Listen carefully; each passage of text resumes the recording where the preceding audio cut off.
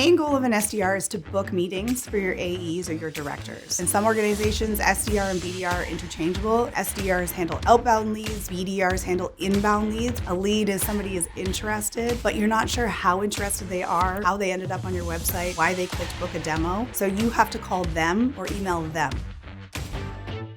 Our performance is based on activity metrics. Activity metrics are how many calls you're making a day, how many emails you're sending out. And then on top of that, it's how many meetings you've booked, and then how many of your meetings actually show up. For some SDRs, BDRs, they might be required to book 8 meetings a month. Other SDRs and BDRs, 40 meetings a month.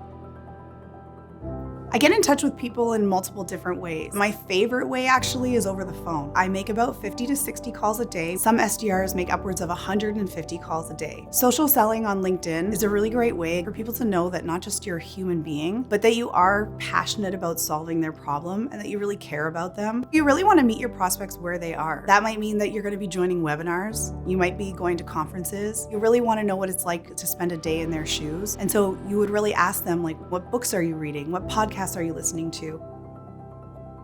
People who own businesses are used to getting cold calls. Generally, they're not too happy, which means that you have a very short amount of time to prove to them that you are somebody that can help them. What I tend to do is I tell them that I know someone that they know. So generally, I can call any tower and be like, we're working with someone you respect. Can I have 30 seconds of your time to see if we might be able to help you too, like we also help them? The other thing that I do sometimes is that I just start off and I say like, hey, I know that you guys have a massive problem. I have a very simple way that we can help solve this problem. Can I have 30 seconds of your time? And most of the time people say yes. What you're doing is just creating enough curiosity within that prospect so that they take a meeting. Then once that meeting is booked, you got to make sure that they show up. Because what happens a lot of the time too is you book a meeting because people want to get you off the phone.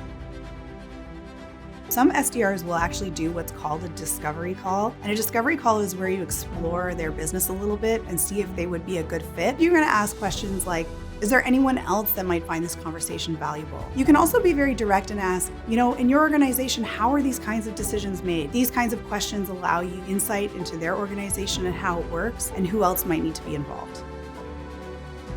So if you want to be a successful BDR or SDR, you need to be curious, but you also need to be a good listener. But what you definitely need to have are organization skills. And then you just have to be resilient. You have to keep going. Even when you get no, even when you don't hit your numbers, there's always a new day, a new month, a new quarter. If you've chosen to work for a company where they have a solution that you really believe in, that gets you out of bed.